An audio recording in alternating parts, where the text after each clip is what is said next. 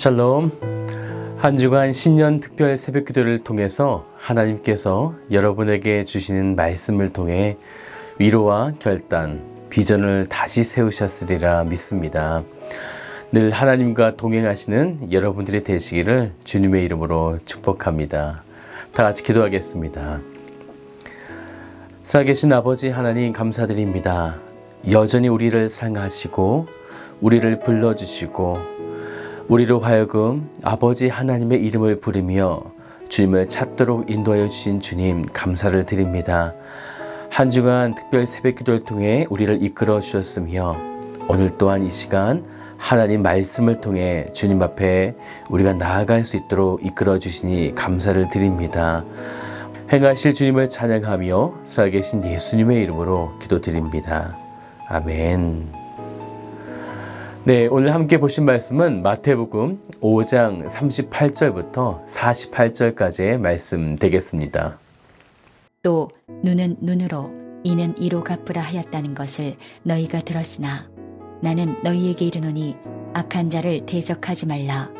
누구든지 내 오른편 뺨을 치거든 왼편도 돌려대며 또 너를 고발하여 속옷을 가지고자 하는 자에게 겉옷까지도 가지게 하며 또 누구든지 너로 억지로 오리를 가게 하거든 그 사람과 심리를 동행하고 내게 구하는 자에게 주며 내게 꾸고자 하는 자에게 거절하지 말라.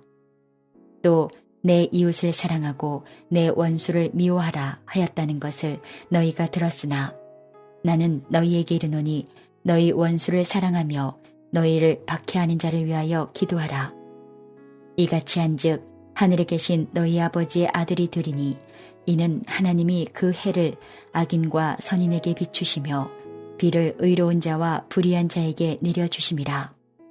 너희가 너희를 사랑하는 자를 사랑하면 무슨 상이 있으리요?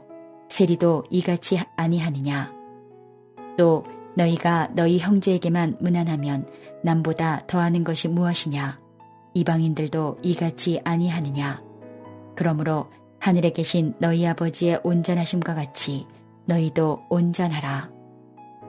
그리스도의 제자가 된다는 것, 사실 우리는 지금까지 숱하게 그 말씀을 들었고 나름 제자의 삶을 살아가고 있다고 믿고 계시리라 분명히 생각되는데요.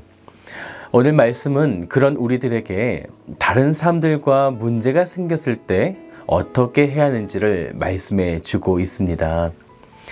말씀을 보면 이렇게 해라, 하지 말아라 라고 하는 어떻게 보면 어떤 율법처럼 보일 수 있는데요.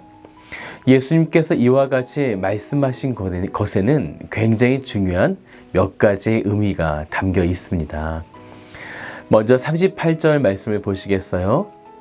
또 눈은 눈으로 이는 이로 갚으라 하였다는 것을 너희가 들었으니 눈은 눈으로 이는 이로라는 말씀은 출애굽기 21장 또한 레위기 24장 신명기 19장 구약 성경에서 이렇게 총 3번이 등장하게 되는데요. 이것을 가리켜서 렉스 탈리오니스라고 부릅니다. 한글로 해석하면 어떤 뜻이냐면 동형 복수법이 돼요. 동형 복수법. 우리가 어렸을 때에 역사책에서 함무라비 법전에 나오는 법과 비슷해서 우리에게 익숙하기도 합니다. 오늘 본문 말씀을 보면 이렇게 동형 복수법이 계속 등장해요. 그런데 예수님의 방법은 좀 다르죠. 복수가 아니라 오히려 더 내어주시는 방식을 사용하시는데 39절 말씀을 보시겠어요? 오른쪽 뺨을 치거든 왼편도 이렇게 내라고 말씀하십니다. 또 40절 말씀도 보십시오. 속옷을 가져가면 겉옷까지 내어주고 또 억지로 오리를 가게 한다면 그 사람과 심리를 동행하고 원수를 사랑하고 그를 위해 기도하라 라고 말씀하셨습니다. 이와 같은 말씀은 인간 사회에서의 정의와 사고방식과는 반대되는 것을 행하라고 말씀하고 계시죠. 왜 그렇게 하라고 하셨을까요? 그것은요, 주님께서 먼저 우리들에게 그렇게 행하셨기 때문입니다. 에베소서 2장에 보면 우리는 원래 본질상 진노의 자녀였죠. 하나님과 원수된 우리들이었습니다. 그런데 하나님은 그의 독생자의 생명을 우리에게 도리어 내어주셨죠. 그렇게 해야만 원수의 관계에서 사랑의 관계, 끊어졌던 하나님과 우리가 하나가 될 수 있기 때문입니다. 그래서 우리들이 주님의 참된 제자라면 우리도 마찬가지로 주님께서 하셨던 행함을 해야 함이 마땅한 것입니다. 그런데 우리가 주의 깊게 보아야 할 것이 있어요. 그것은 하나님의 행하셨던 방식인데요. 어떻게 원수인 우리와의 관계를 회복하셨을까라는 것입니다. 그것은 그의 생명을 주심으로 이루어졌다는 것입니다. 그러면 이 이야기는 이렇게 될 수 있는 것이죠. 우리가 원수를 사랑하고 용서한다는 것은 어쩌면 우리의 생명을 내걸 만한 도저히 감당하기 어려운 일이라는 것입니다. 내 가정을 망하게 했던 원수, 내 평생 나를 괴롭혔던 원수, 사기를 치고 폭력을 행사하면서 나를 고통에 빠지게 만들었던 원수를 용서한다는 것은 사실 너무나 고통스럽고 힘든 것입니다. 하지만 주님께서 원수된 우리들에게 자신을 내어주셨듯이 우리들이 진정 주님의 제자라고 한다면 우리 역시 너무 고통스럽고 힘들지만 그렇게 해야 한다는 것을 말씀하고 있는 것입니다. 예수님은 말씀하시죠. 나를 사랑하는 사람을 사랑하는 것은 아무 상이 없다고요. 이것은 세리도 그와 같이 한다는 것입니다. 이 힘든 일을 해야 하는 이유는요. 48절 말씀을 보시겠어요? 그러므로 하늘에 계신 너희 아버지의 온전하심과 같이 너희도 온전하라. 이렇게 하는 것이 아버지의 온전하심과 같다라는 것이죠.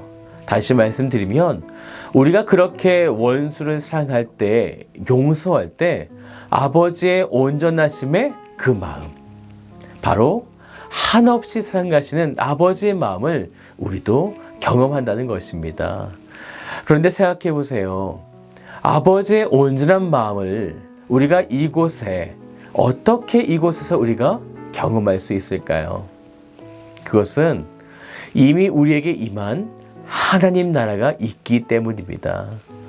예수님께서 이 땅 가운데 오시면서 자신의 왕국인 하나님의 나라를 가지고 오셨기 때문에 그분의 방식을 따르는 자는 하나님 나라를 경험하게 된다는 것이죠.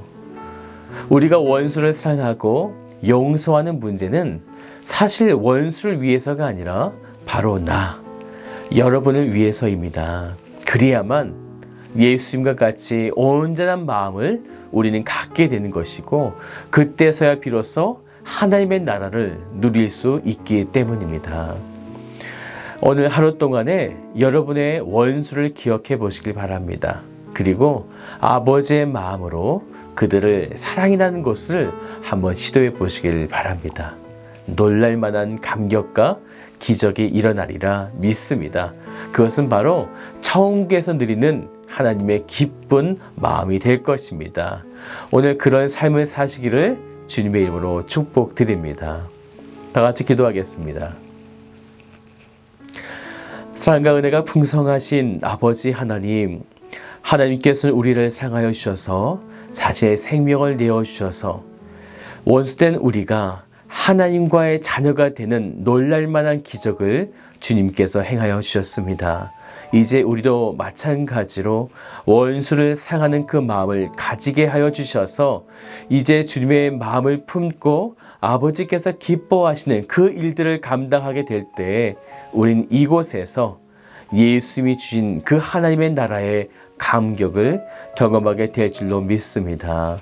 오늘 말씀을 들은 모든 성도들이 이 놀라운 은혜를 경험하도록 주께서 인도하여 주시옵소서. 그렇게 행하실 하나님을 찬양하며 살아계신 예수 그리스도의 이름으로 기도드립니다. 아멘.